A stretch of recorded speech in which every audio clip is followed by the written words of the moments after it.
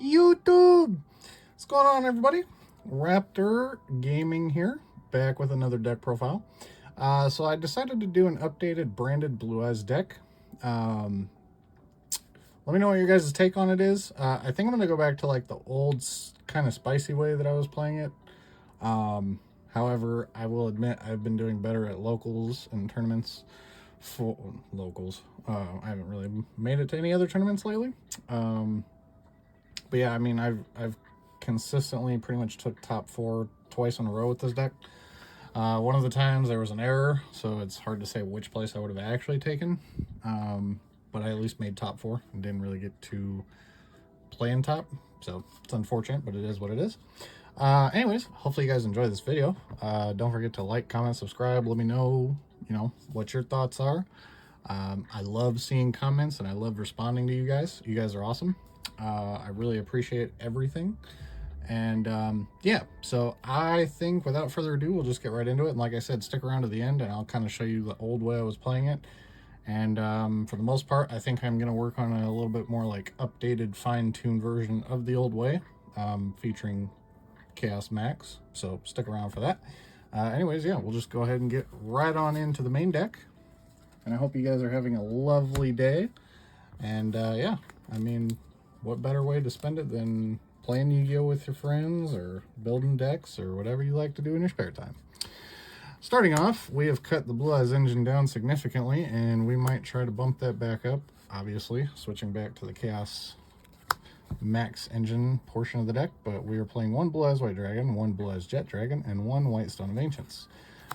This works in the branded scenario very, very well. You can send this off of Branded Fusion or just discarding off of Albez to special summon one of these two. And then we also play, of course, the Fusion Deployment card to also gain access to Blue Eyes White Dragon if needed.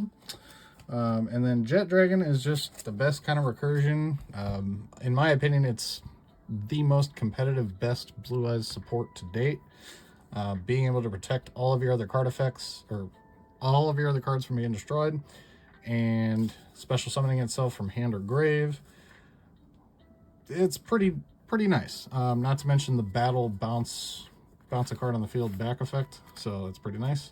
But just these, I've cut down to 1 Blue Eyes, and the most I think I'd ever play again is 2, just because you don't really want to clog on it unless you're playing some sort of combo heavy variant where it's like you can search it 16 times and you need it to just maintain resource.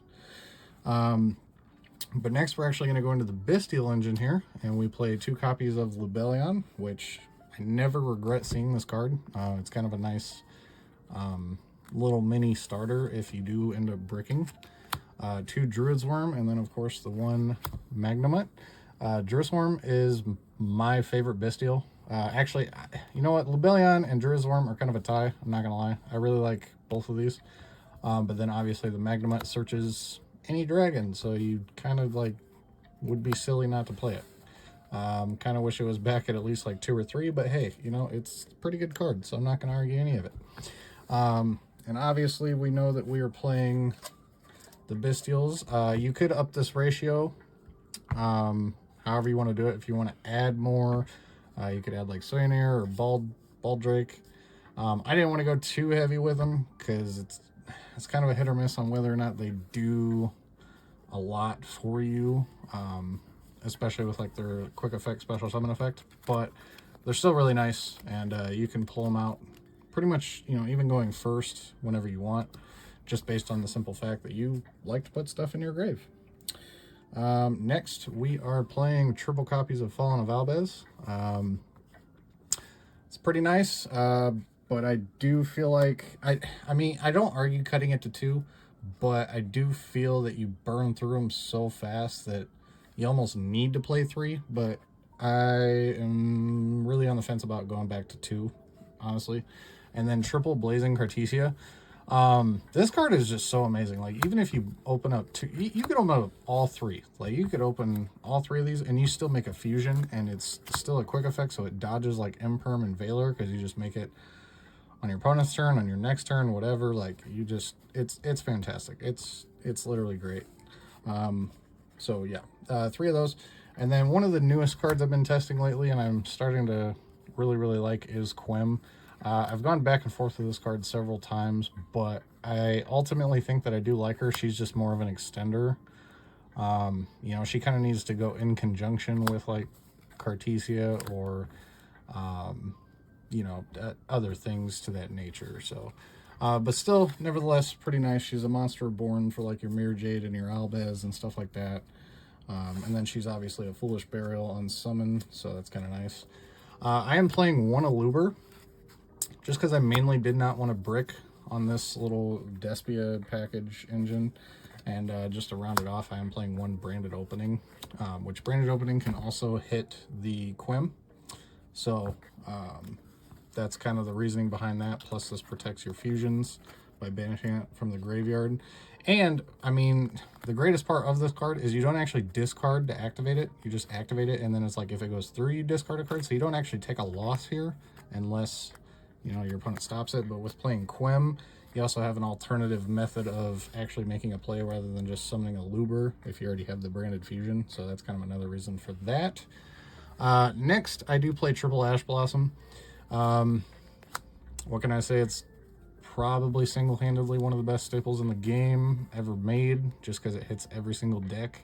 Obviously, it's not always the strongest, but it's just one of those cards that just guarantees you a negate pretty much every game. So, yeah, not much to say about Ash. Ash is Ash. Next, we're rocking triple copies of Branded Fusion. Obviously, a branded deck would. I never frown when I see this card. But usually it gets Ash Blossomed, so, you know, not much to say about that, but it's your main starter to get your plays going. Next, I am actually playing triple copies of Nadir Servant. Nadir Servant to me is the same thing as Branded Fusion. It's just a little bit slower. But basically, what I like to do with this is I send Lulawith, special summon a Cartesia on the end phase, and then I'm already adding the Albaz off of Nadir Servant, so I have a fusion right there. Otherwise, you can send other cards to gain other effects, but that's just primarily what I've been using it for, and it works out pretty well.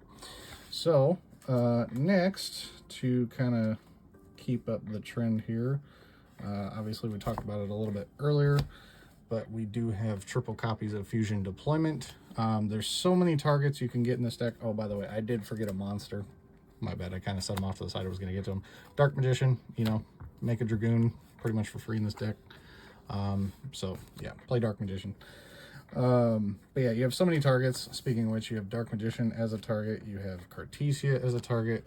You have Fallen of Albaz as a target. And you have Blue Eyes White Dragon as a target. So you can literally get a beefy big stick, a fusion, you know, a fusion material, whatever you need. And it's usually pretty live, so kind of no issues there.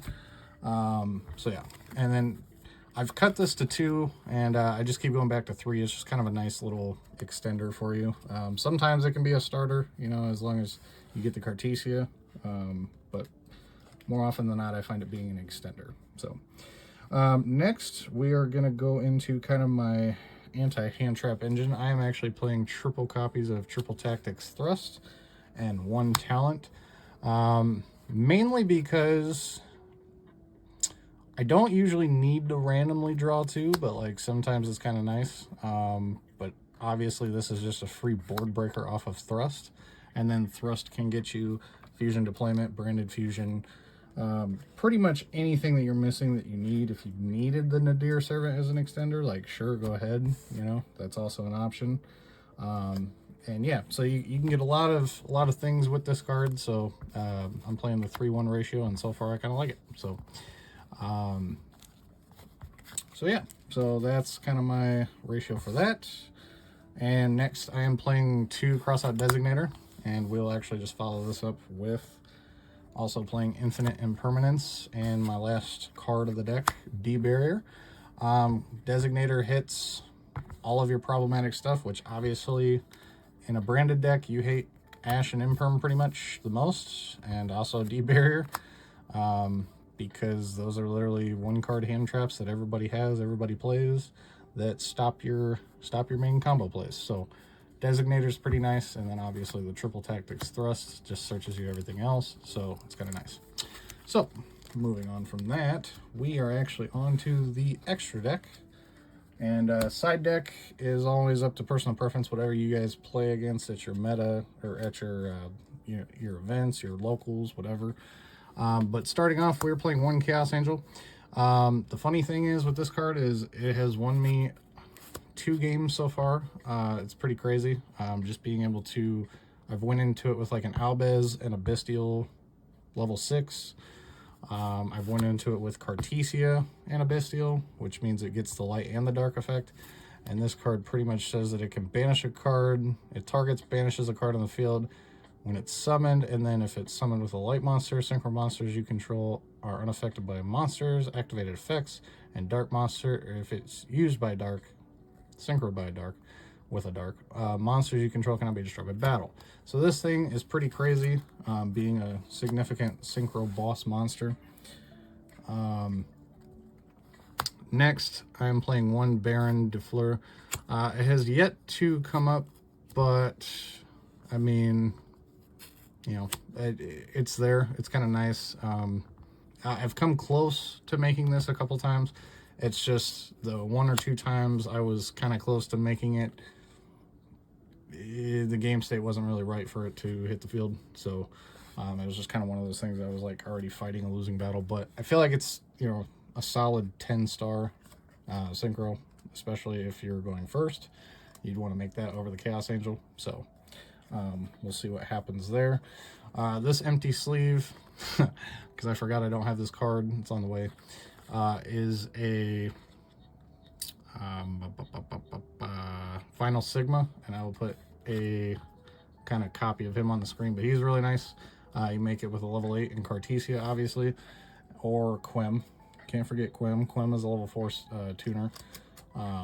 So, you know, and it's unaffected. You put it in the extra monster zone, and it's just unaffected by other card effects. It has won me a game, and it's pretty insane. So, through testing, actually, it's actually a recent change that I've actually made that's worked out a lot better.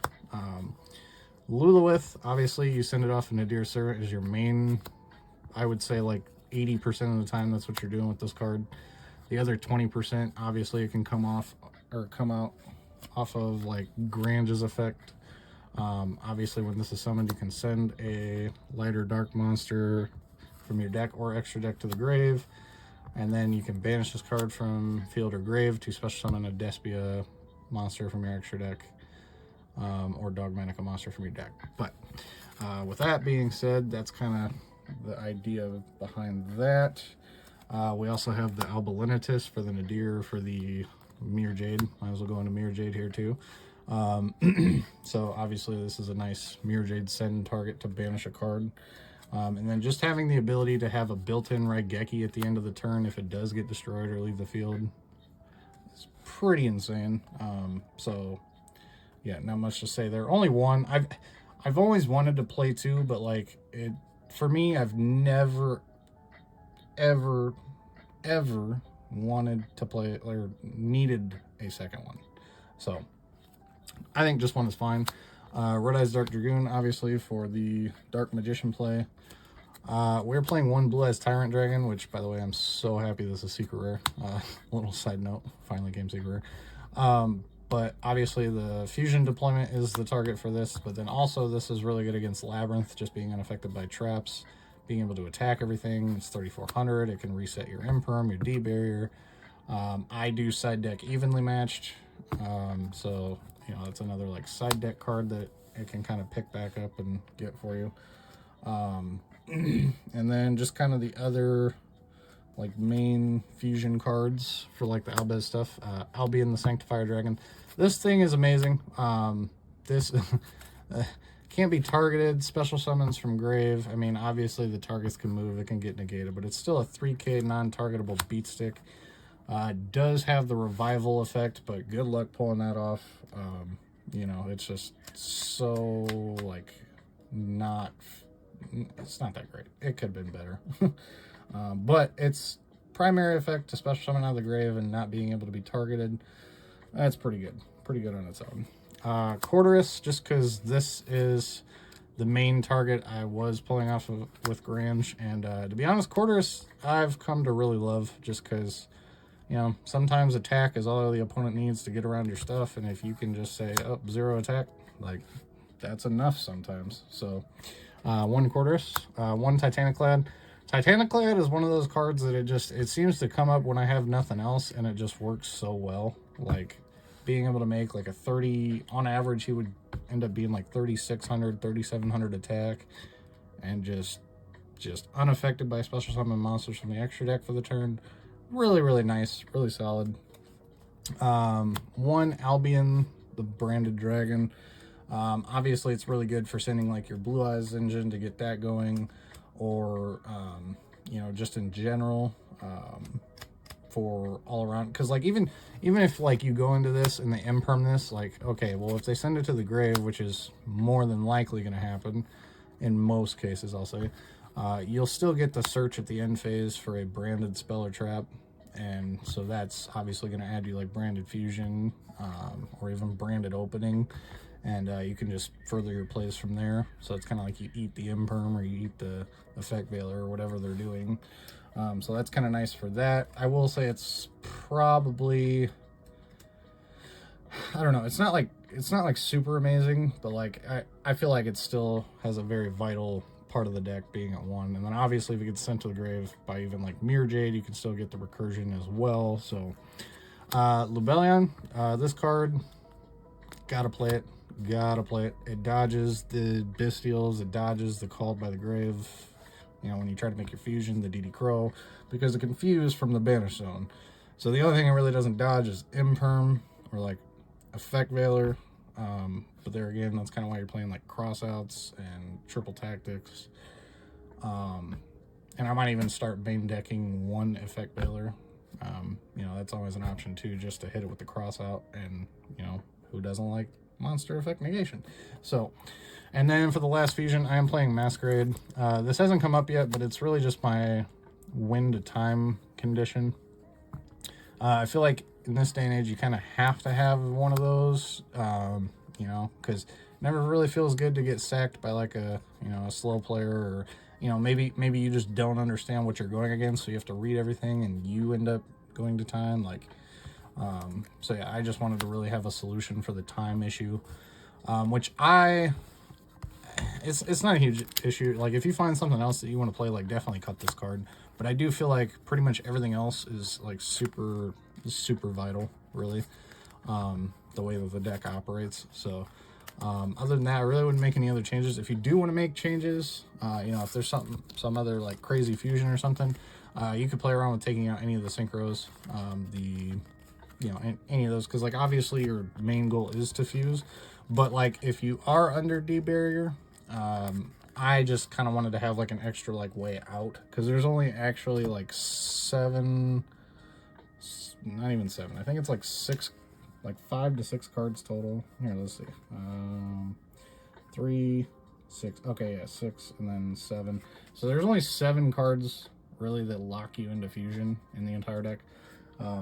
So it's not like a ton, and not to mention like the synchro play is usually kind of a like a follow-up more often than not, but which is why Baron kind of falls a little short right at the moment, through at least testing and whatnot anyway. But anyways, hopefully you guys enjoyed, and then yeah, obviously if you made it this far, we're gonna hit the bonus Chaos Max portion of the deck. So I'm gonna get,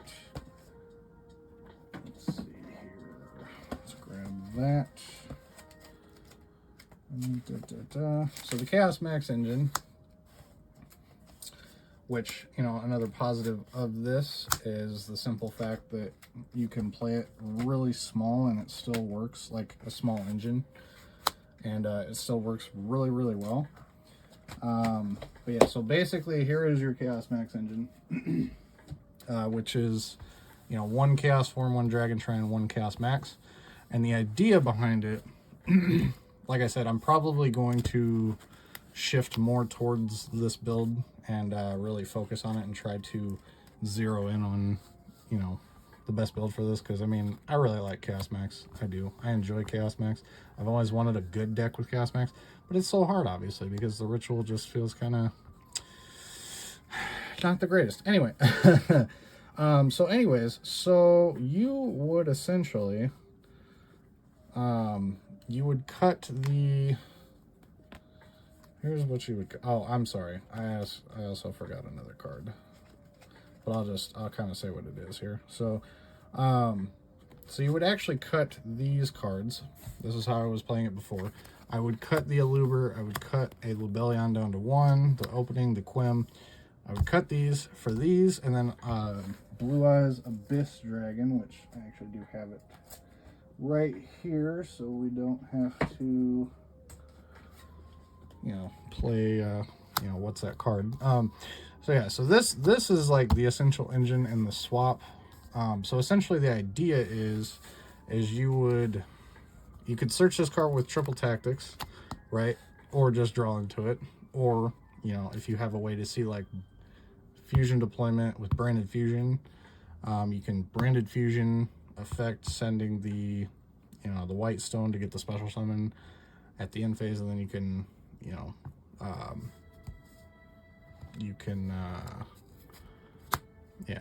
get the special summon for this. You'll fusion deployment the Blue Eyes White Dragon, right? It's still kind of a multiple card combo, unfortunately. I think it's still kind of a 3-card combo, no matter how you slice it. But essentially, if you can summon this, right, any way, shape, or form possible with a Blue Eyes White Dragon in grave or field, which was the end goal, you would search this, right, and then the only card that you actually would need at that point to win, because you'd make it on, your second turn, is you make this card, right? Because this card can summon 2 monsters. 1 goes to your field, 1 goes to your opponent's field. So essentially, you could even put this in the grave as long as you can get a Blue Eyes on field or grave, whatever, however you do it. Because then you're going to have access to Albez. So you're going to special summon the Albez in defense because it's 0 defense. The only time this really came in to be an issue is if you're in like a mirror match and they can actually use the Albez effect. But yeah, with being 0 defense, and this card cannot be used as a fusion material, and if you're summoning this, or you find a way to special summon it, you're searching this, you can activate this effect on your opponent's end phase to keep this kind of safe. You know what I'm saying? So that so now this is your 0 defense monster. You don't have to like search for all that. You just summon a Chaos Max, attack, win. So that was kind of the idea behind it. And like I said, I kind of missed that, and I think I am going to go back to that in some way, shape, or form. And I really liked that the engine was small, so it didn't really clog too much.